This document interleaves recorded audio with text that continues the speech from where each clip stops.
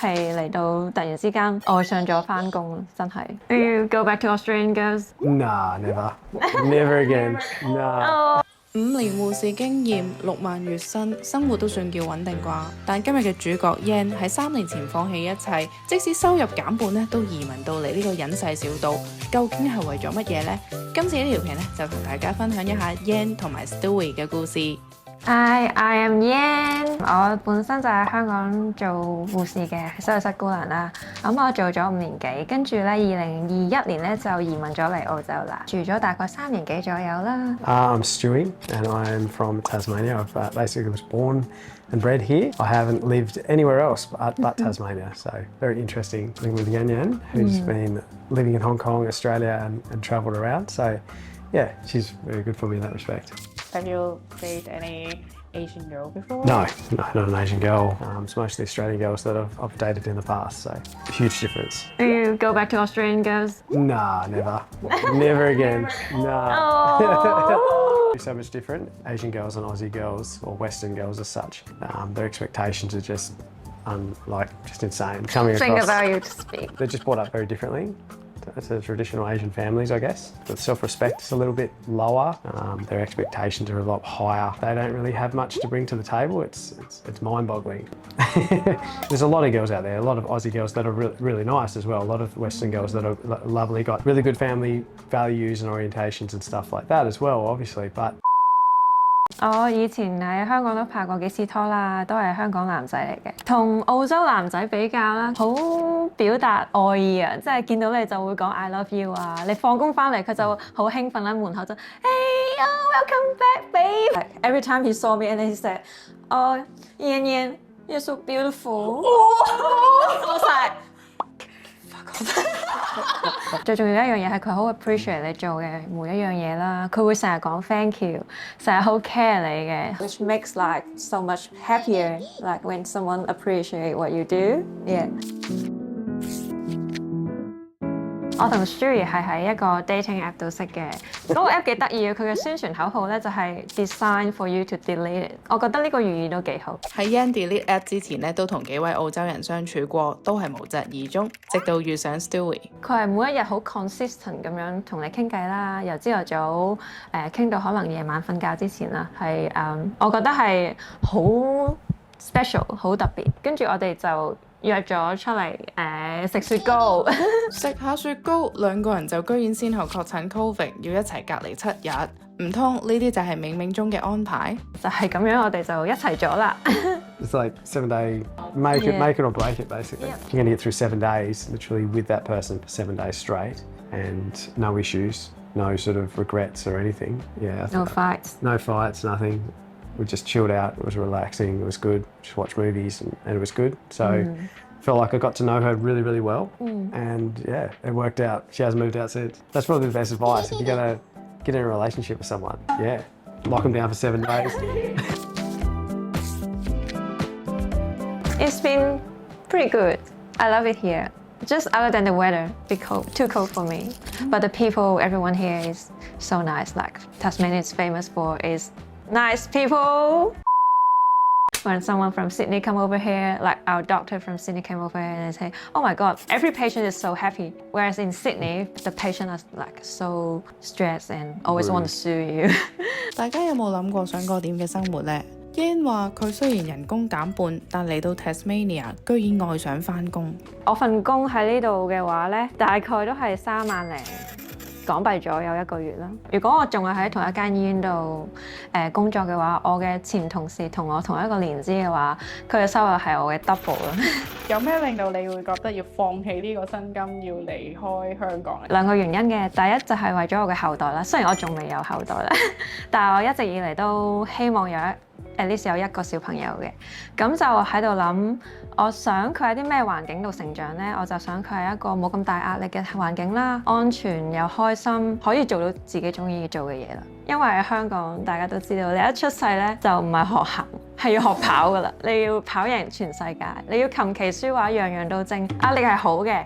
我覺得香港人比起其他國家啦，承受壓力嘅能力係好好多嘅，但係我又唔想過多嘅壓力。喺澳洲就完全唔同啦，呢度你唔入 U 都冇乜問題嘅，冇所謂嘅。Probably better off doing a trade than university. 係 Unless you're going to be a lawyer, doctor, maybe a physicist or something similar to that, or a mathematician. In Australia, you're almost better to get a trade, like as an electrician or a plumber or something like that, because there's so much demand here. And if you become like a contractor and have your own insurance and stuff, you're looking at probably $150, $200 an hour. It's crazy. Like I had a plumber come here, put a camera down the back of one of our pipes we had a problem with. He was here for 15 minutes, figured out the problem. That was $280. 我同 Yan 好有共鳴嘅一點咧，就係喺職場文化方面，澳洲真係好唔一樣。無論你係做咩工種、乜嘢職位都好，大家都會互相尊重。冇乜嘢㗎，我哋唔會睇低佢嘅，因為我哋喺手術室啦，喺澳洲手術係一視同仁，即使你係掃地嘅、推病人入嚟嘅護士又好、清潔工又好，任何人都好啦。咁醫生啊，我哋都係一視同仁，地位好平等，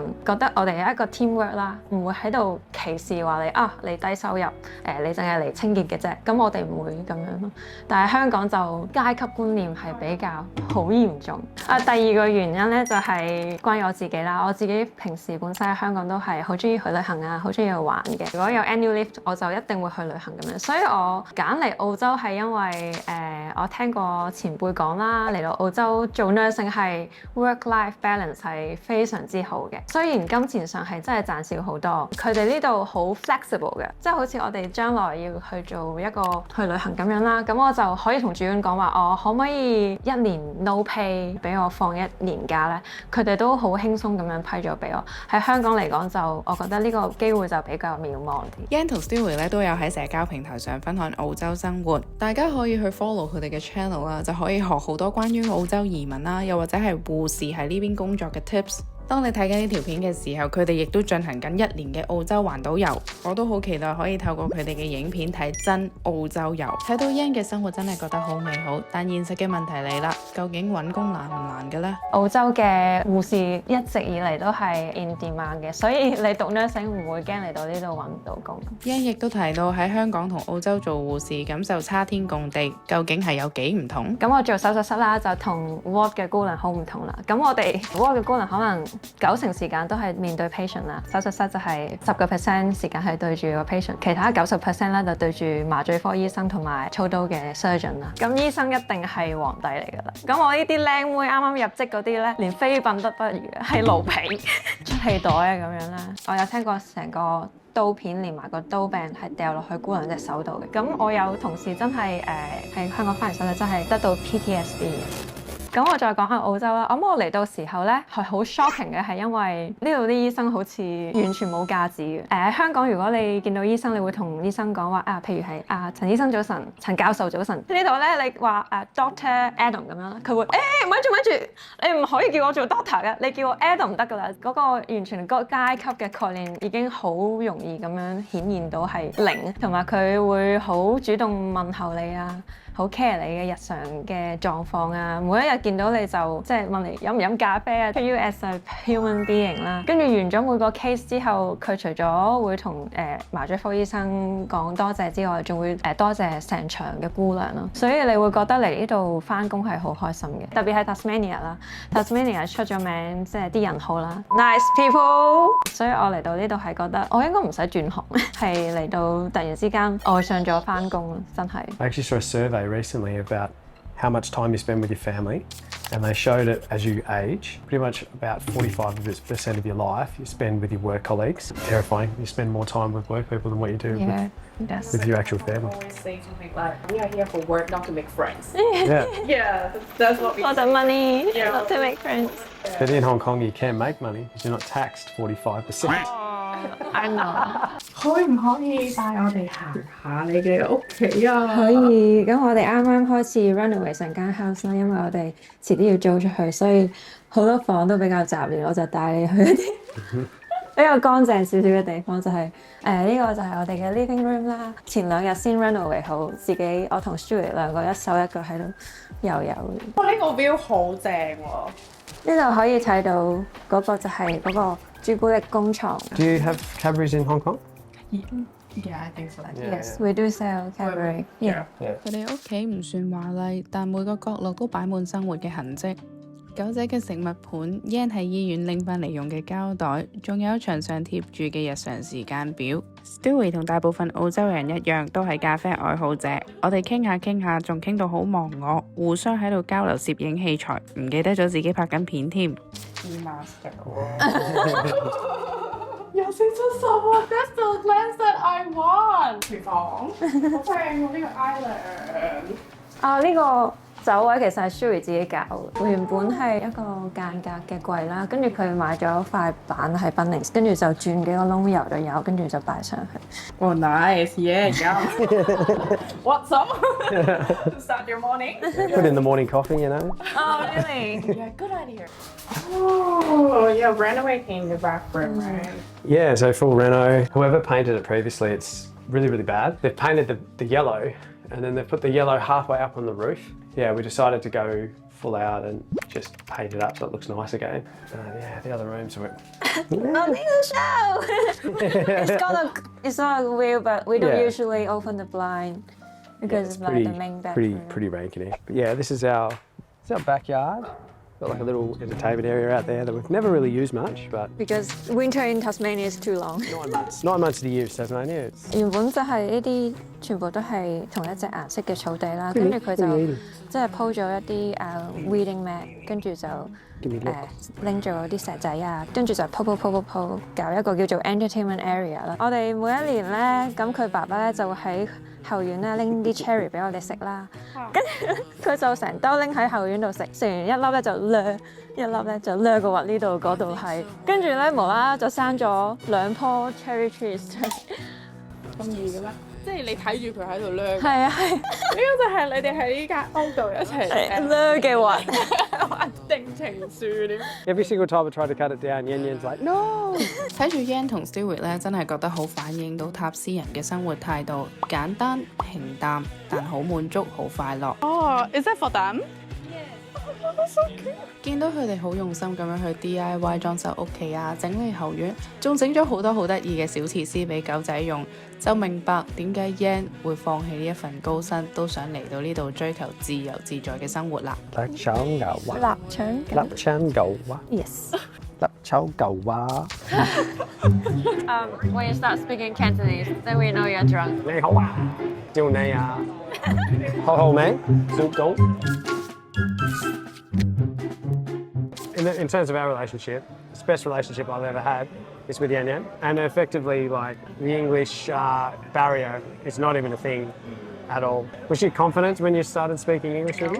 When I first came here, I have no idea, like, how to respond. The English you used to say in oral exam is so academic. I agree with that and then start talking and then... We always answer in complete sentences. Yeah. And give more elaboration examples when you come back to real life. No one answer your question like that or start a conversation like that. If someone comes to me with an accent, we sort of fill in the blanks anyway, because our English skills are pretty good in that respect. So therefore, I feel that if like a person from another country came over to me and started talking to me, I could fill in the blanks quite easily of what they're trying to say or what they're trying to pronounce. Even if they get the words mixed up, it's like, I'll just skip over it and not care. Probably the most common dialect or conversation you can have in Australia is literally like, hey, how are you? And then they respond with, yeah, good, how are you? And that's it. That's the whole conversation. Usually when someone answers a question, it's not like, oh my God, yeah, good, flag. How are you? You're like, and they're like, oh, not too good, mate. Like, oh, geez. And then you start to walk away. My wheelbarrow's broken down and you're like, oh, Jesus Christ, what do I respond with now? And then you're like, yeah, I'm just going to grab my coffee and go, mate.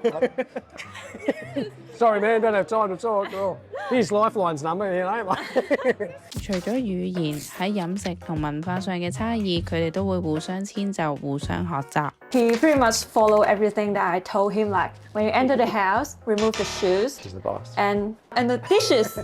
Like I told him, like after you wash the dishes, you have to rinse it. And then he did it right away. So. Oh, that's a culture shock. Yeah. It's like a lot of Australians like wash the dishes with the soap and then dry it off and put it straight in there. Have you tried Vegemite? Oh yeah. Not a big fan. No, there's a specific way you got to have it. Toast, butter. You got to have a little bit more butter, and then you have the Vegemite only a touch over the top. Okay. Can't have it thick. It's just got to be a smidge. Okay. Delicious. How do you find it? I don't like it. Too salty. I think you can put that in the congee, the porridge. That will fit It fit our appetite. Yes. when I'm sick. Yes. So we're looking to travel around Australia with our 2 dogs, Yeah. with our vehicle and a caravan.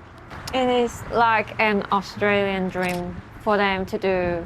Yeah. Like, oh, in your life you have to at least like do a lap around Australia at some stage. Yeah. And then we want to do it before we have a kid. 你有冇幻想過呢一件事會發生喺你身上？完全冇。我自己喺香港嘅話，去到盡啦，我係試過攞辭完之後係1個月俾自己去歐洲自己玩嘅，但係我冇諗過會12個月咁長。咁嚟咗呢度之後，我就發覺除咗可以做姑娘之外啦，咁如果我哋未來呢12個月都係去周圍玩嘅話，咁可以當自己去緊 working holiday，周圍去玩又去下做下唔同嘅嘢啦，例如係 fruit picking 啊，摘下呢樣啊，摘下橙啊咁樣，我都覺得好開心係。Well, we are planners to a degree, but we're not big planners where we like plan every fine detail. day, We sort of just run with it and then, yeah, basically just run with it. That's the best way to be sometimes. 喺塔斯曼尼亞就係可以抱住呢一種咁無拘無束嘅態度生活。雖然唔係咁易揾到高薪厚職，但可以換嚟簡單自由嘅生活，你又覺得值唔值得呢？如果你都中意我分享呢一類嘅故事，大家就記得 like、subscribe 同埋留言分享你嘅睇法啦。我哋下次再見，拜拜。